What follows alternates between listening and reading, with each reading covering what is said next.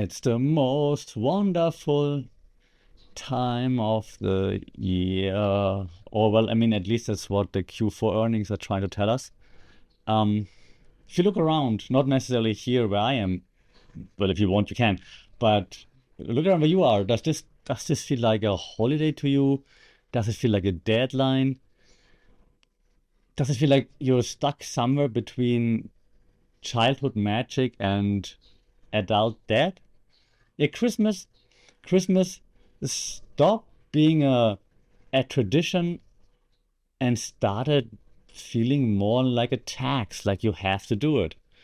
Yeah, we stress out about the perfect gift, the perfect dinner, the perfect post, all to celebrate a holiday that was, let's be honest, effectively designed by department stores to keep the economy from collapsing in the winter, right? So we didn't just buy the gifts, we bought the lie. And that worked for a while, but eventually it catches up. So today we're gonna look into why does Christmas feel more fake than ever? I mean, it's not a new thing that Christmas was not invented, but was like commercialized. But why does it feel more fake than ever? We're gonna talk about the things we know. We're gonna talk about how Coca-Cola invented our childhood, why Santa's elves are a thing, and why they are a cover-up for something darker, I wanna say. But we're also gonna look at like why are we all trapped in this consumer simulation vicious circle that it seems like we can't afford to escape. Merry capitalism?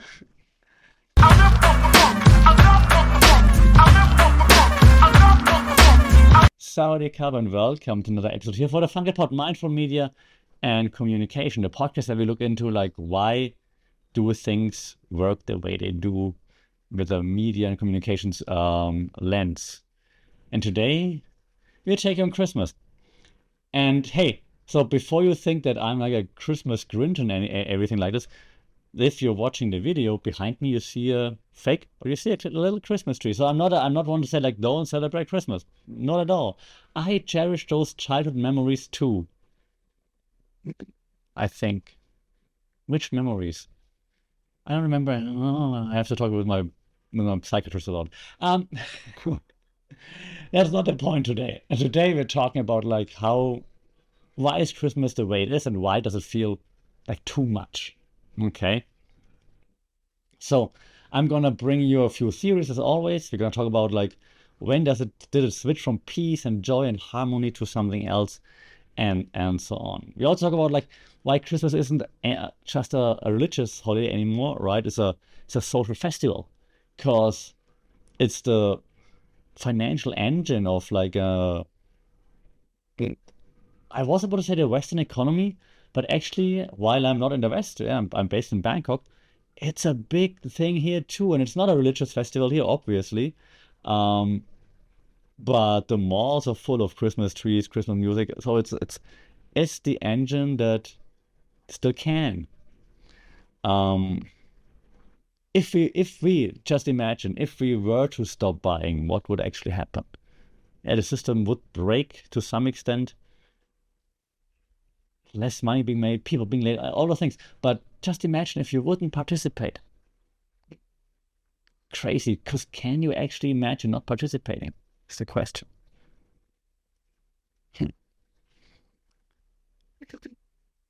When we think about, and then we start right with the actual theories. But when we think about like when was this shift from like joy and happiness to stress and debt?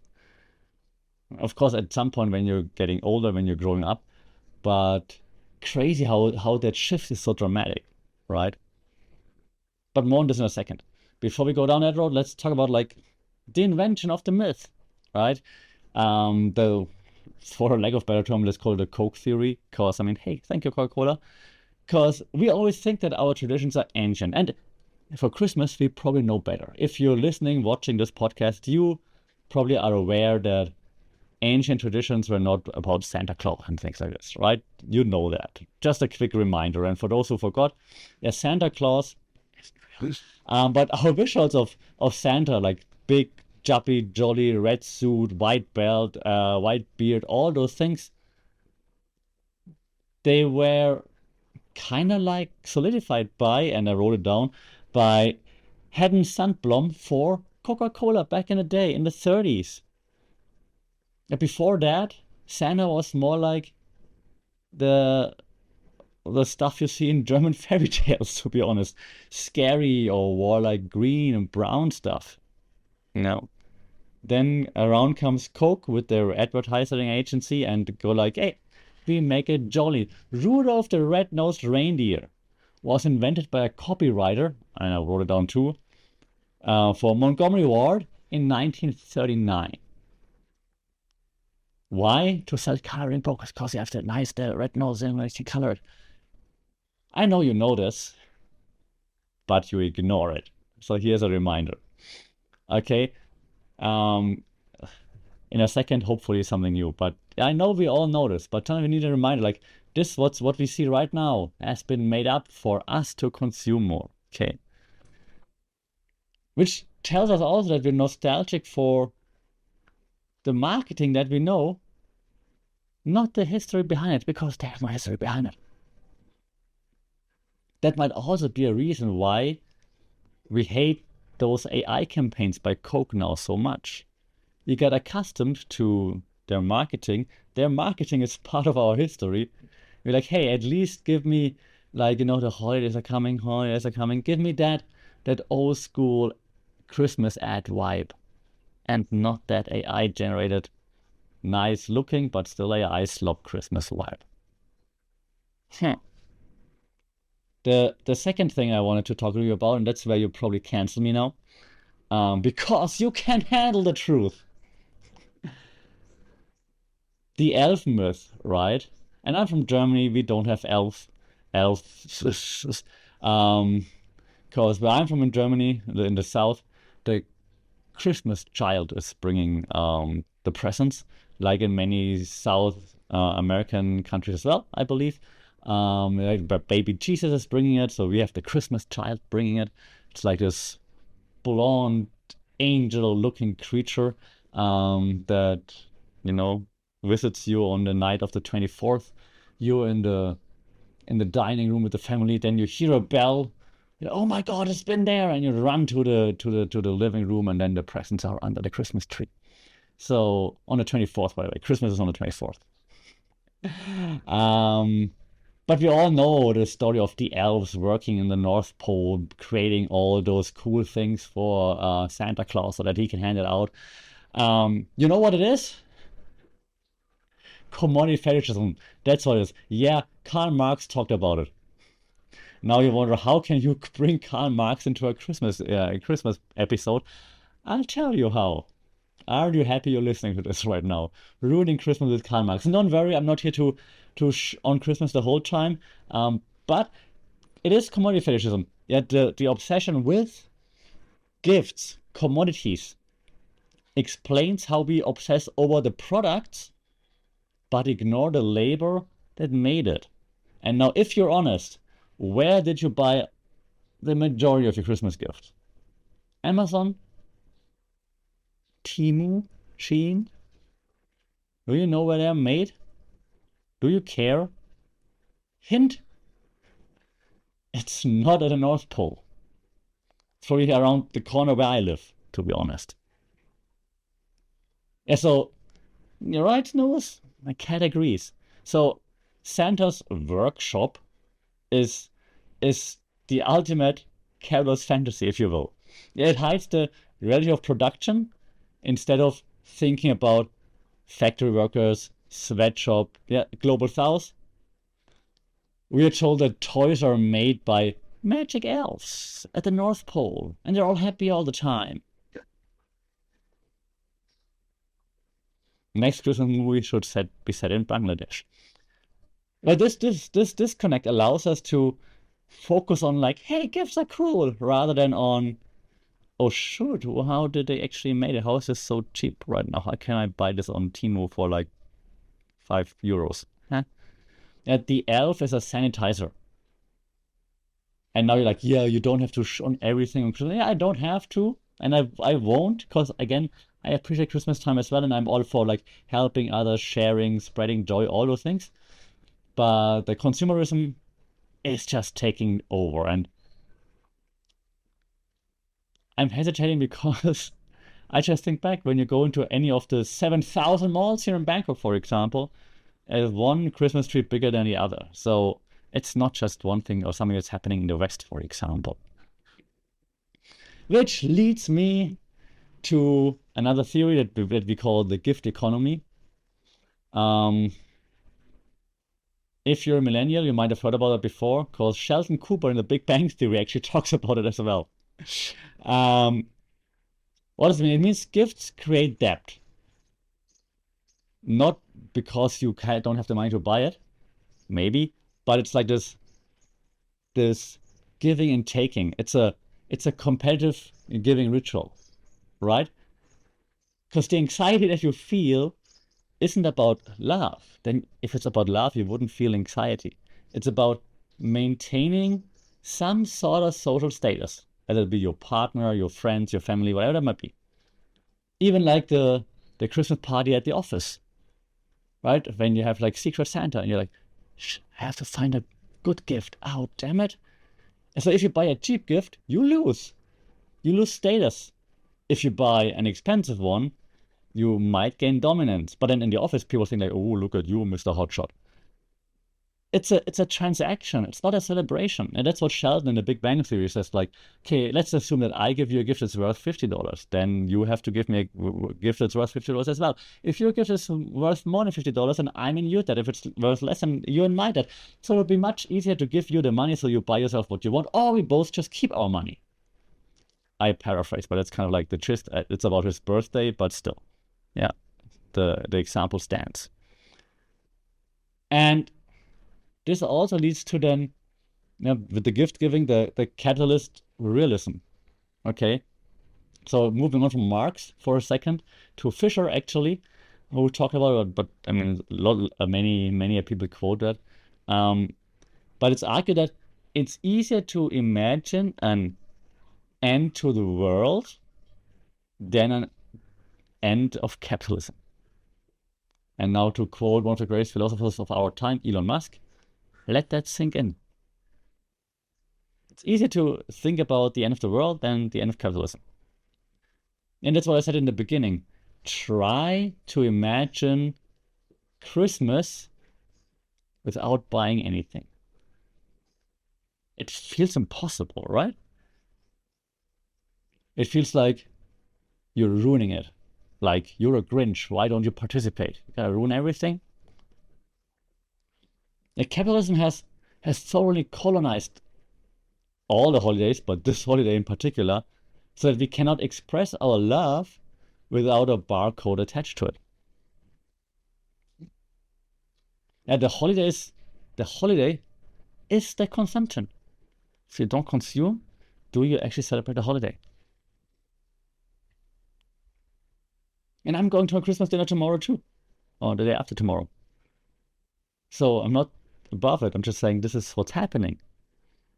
And this leads me to the last one, because that's the one we've been discussing over the last few weeks here on the podcast, the simulation. And again, if it's your first time listening, it's not the Elon Musk simulation. It's, well, maybe it's part of it. It's the Sean Baudrillard simulation / simulacra / hyper reality, right? Because, so again, very briefly, he suggests that we don't live in the real world, meaning we see things on socials, for example, on TV, whatever, Coca-Cola back in the day, and we don't know if it's real or not real, but we act like it's real, we assign value to it, meaning to it, that's why it becomes real to us, and so then our reaction to it, as if it was real, influences our real lives, even if it's not real. So if you see something on IG, for example, you're not sure if it's real or fake, even if you know it's a setup by an influencer, you still think it's real to you, and hence it influences your real life. Okay, so that means that's the meaning of like in a nutshell, we're living in your simulation, in a simulated reality. Okay? Okay.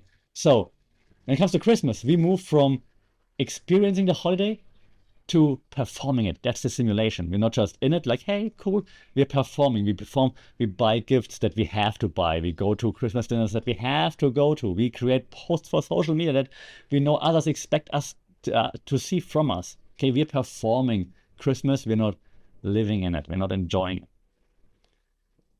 Yeah, what evidence? Glad you asked. Matching PJ photos.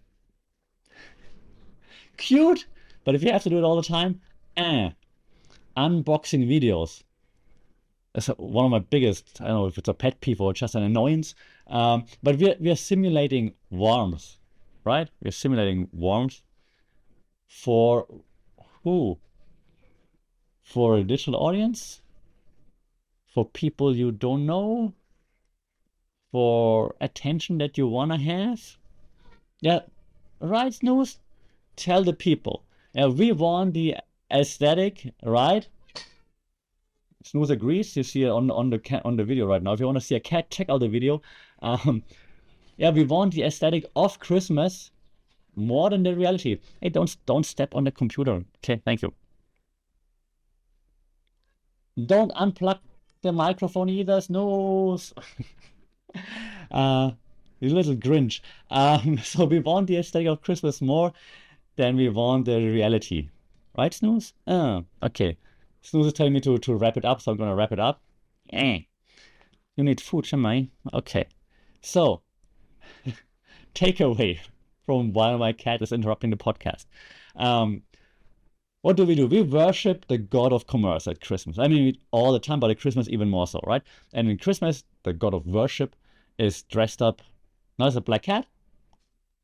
Yeah, say hi, Snooze. Okay, but in a red suit, right? The solution: ignore Christmas. No, that's not what I'm saying. I'm not saying you should hate on Christmas. Okay. And you shouldn't kill it, because I mean, at its core, spending time with the family, sharing, spreading joy, helping others is fantastic. But you can change the metrics. You can change what does Christmas mean to you. How do you measure a good Christmas? Yeah, refuse the dead. Refuse the perfect aesthetic. Just really focus on what it's about for you. Meeting with your family, meeting with friends, spreading joy, donating, helping others, things like that. You don't have to tell the world about it, says the guy on a podcast right now. Now, the system wants you to buy, so the radical act would to maybe be just to be. Yeah, that said, I do wish you a very happy, Merry Christmas, if you will. If you're not celebrating Christmas, happy holidays, of course. I hope you were able to not give in to all the pressure. I hope the pressure doesn't get to you too much. I hope you're finding ways to, take time to yourself, reflect, enjoy with the people that matter to you the most, or with your cats. And yeah, don't give in, don't give up. Enjoy the holidays. Make the best out of it, and let me know how you celebrate. Did you find a way to not give in to the consumerism? Do you say, hey, you're exaggerating, it's okay, once a year we can do it? Like, let me know your thoughts in the comments. That would be fantastic. Like, share, and subscribe. That would also be amazing, so we reach a wider audience and we can have wider discussions. Until then, stay safe, take care, happy holidays, Merry Christmas. Until then, Howdy Cup.